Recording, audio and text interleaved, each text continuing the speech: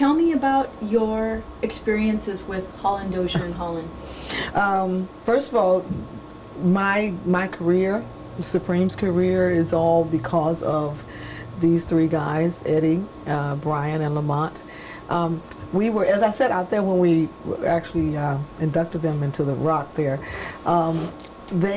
We were called the No Hit Supremes before Barry Gordy put us with the writing team of Holland, Dozier, Holland. And once he did, so we had 5 consecutive number ones, and they actually produced and wrote 10 of our number one hit records, million-selling records. So, you know, obviously we Supremes, Diane, myself, and Florence owe our career to, to them. Okay, I'm sorry, I gotta make one adjustment. I need to just turn you a little bit like this, more faces, Frankie. That'd be good right there. Here.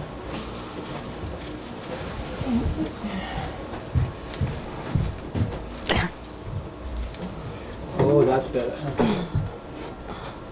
Okay, tape is still rolling. Just go ahead and pick it up. When, the Supremes basically paved the way for so many people later on. But before the Supremes existed, who did you look to for influences in that time? Oh, there were many people before us. In fact, my favorite group of all time was the Shirelles. And of course, they had hits like Soldier Boy, and they were my favorite female group. And also the Chantels with Maybe. We had, and then I was really into jazz a lot. I really listened to a lot of jazz songs. But there were loads of people before the Supremes. It's just that I think when the Supremes came about, when we came about, it was the 1960s, and the musical trend was changing. And so we were in that new, sort of like the new sound. Whereas before us it was more like the 50s, which was quite different. Did you ever try your hand at songwriting? I never tried to write. I had started writing a diary when I was 17, but once we met the Holland, Dozier, Holland, there was no reason for us to write because they were writing these and producing these great songs on us. So I never did. But as I look back, I would have loved to have been able to write. How did they present songs to you? Did you have a choice on what songs you recorded, or did they say, okay, do you guys like this song? Well, there was a lot of that later on, but what happened was when they started producing for us, we had already had something like 10 flops. So we kind of, really were looking for hit records, and they brought us, our first hit record was Where Did Our Love Go? So they brought this record to us, and we hated it, first of all. We absolutely hated the record. And so I remember Eddie Holland telling me, "Now, just trust me, Mary, this is going to be a hit." And I'm like, "No, we want to hit like Martha and the Vandellas, like the Marvelettes, and Where Did Our Love Go? This is not a hit." So Eddie Holland said, "Just trust me, it'll be a hit." Anyway, they released it. It was our first number one record. So obviously after that, we kept our mouths closed. Wherever they brought us, we'll sing it. Now, were you vocally trained? Florence and I both attended the same school, elementary school and high school, and we were in every choir, ensemble, chorus. Florence was the soprano lead, and I was the alto lead in high school, and we did the arias and things like that. I had a great teacher, Mrs. Bro, who really taught us, how to kind of basically read music, not really anything in depth. But from that, I went on later to study. And that takes me to my next question, which was, as a member of the Supremes, did each woman obviously had to have a specific duty as far as harmonizing? Yes, we did. Yeah, and the one thing I think in most groups you have someone who will come in and have a high voice. You have someone else who has a low voice, and someone else has a mid-range. Sometimes they have it all. Both Florence and Diane had voices that were kind of high and mid, and where I had more the low and mid. So that was always easy to, if one person would hit a note, the other would come right harmonically in where they were supposed to, which was really quite good for our group, our sound. As the Supremes began the upward climb of success, did you continue to train vocally or explore new areas? I basically did not. We were on the road. This was 1964 to 1970. We were virtually traveling the world and had very little time to study. But having said all that, each time we would record, each time you go into the studio, it's almost like going back to school. And when you work with someone like Eddie Holland and Brian Holland and Lamont Dozier, you really are, it's almost like having teachers or professors, because they teach you and you're learning. You actually do learn. So I can't say that we didn't learn. I learned a heck of a lot from them. You know, a whole style, a whole new style. So it was a continuous learning process. And even today, when I go into the studio, I always feel like I'm going back to school. Because when you're on the road, you do whatever you want to do on the stage. You get loud, you let all these kind of things. And when you go into the studio, you've got to tone it all down and sort of refocus yourself. And it really is like going back to school. So you learned, well, not only did you go behind the mic to record the albums, but did you learn the mechanics of it at all? Like, you know, how the recording process works? I would think that the answer to that is really no, because, you know, we would have to come in off of a tour and record, say, a whole album in like 3 or 4 days. My gosh! It wasn't really? a lot of time. It wasn't a lot of time to learn anything but your part. Wow, that's fast. Yes, well, because this was after we became famous, and we were virtually on the road, you know, 7 days a week. So we really had no time they'd have to catch us on the run. Wow, that's a busy schedule. That's a busy schedule.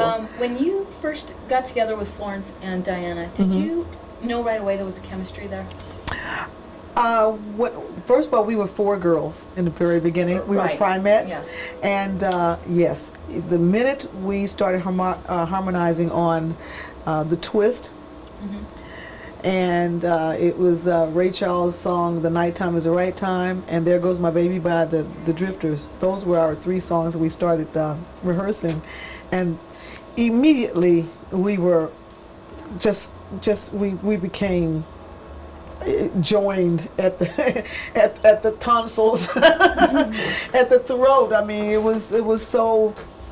I think our union was very special. Florence, Diane, and I, and our 4th member, Betty. It was very, very special. And when we knew, I think we each knew immediately this was it. This was like, it was beautiful. It was almost like a match made in heaven.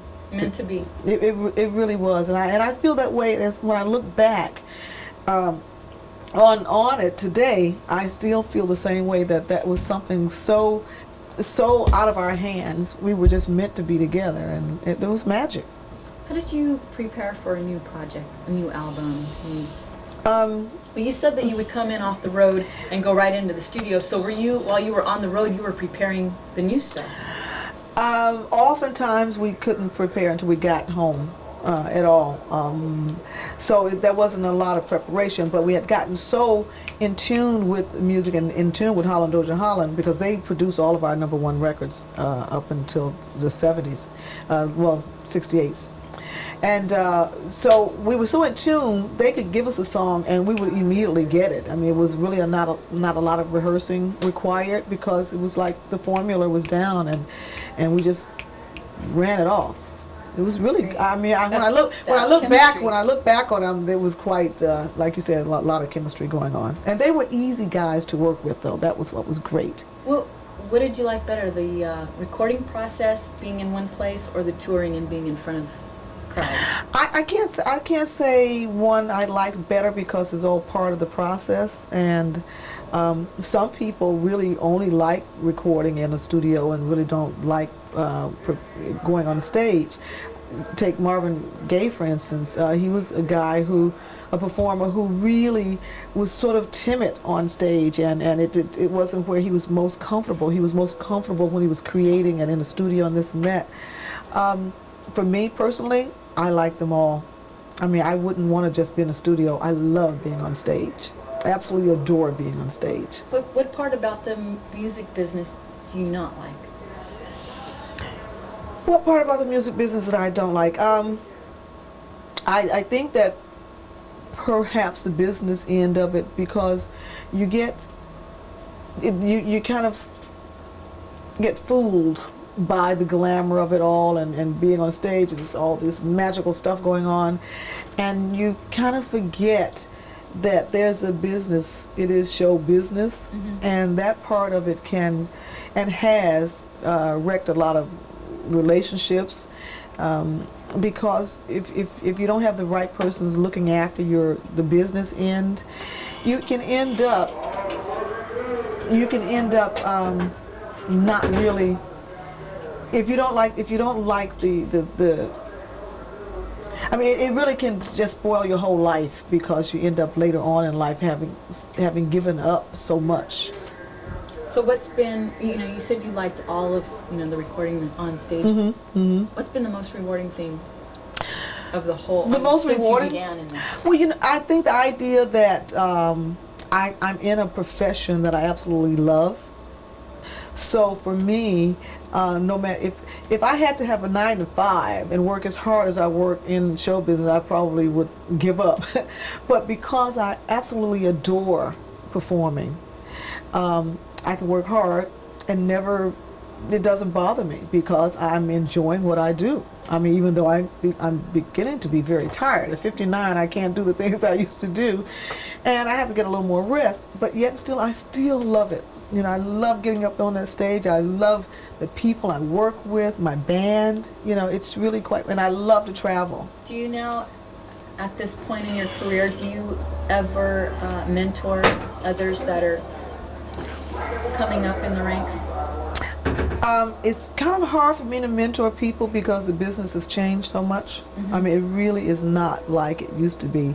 And to be discovered sitting at Schwartz is not the norm. So yeah, it's not what happens today. And I would say that I would love to go into that end of it. In fact, Mrs. Powell, who was our etiquette teacher at Motown in artist development, really taught me so much that I would like to pass that on to the younger artists out there. And I've often thought of starting a school, but I'm so busy still trying to get my career that I don't have time to really help anyone else, which I really would love to do that.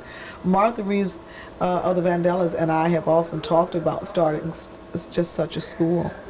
That would be great. Yes. I think it would be really beneficial and just a great thing for up-and-coming artists, just because of your history and her history and what you've experienced, just because you can teach them on so many different levels, not only a vocal, but a business and, Yes, and well, we work with such great people, first of all. Mrs. Powell, as I mentioned, in the etiquette department, Charlie Atkins, who did all of our choreography, and for all the other groups, who I must mention just passed away 2 weeks ago, but he taught Gladys Knight and the Pips, he taught the Four Tops, he taught the Temptations. I mean, and it's just beautiful. So to pass that on, along with the etiquette, along with just the whole business aspect, would be just, I think, what the younger artists need today. I mean, they need to be groomed.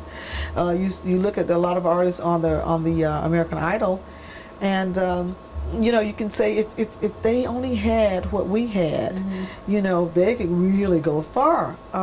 But a lot of times they don't have that, and no one's going to reach out and give it to them. Well, that'd be great if you guys could step up at some point in your life and do something like that. I want to thank you very much for spending the time and talking to me. Thanks.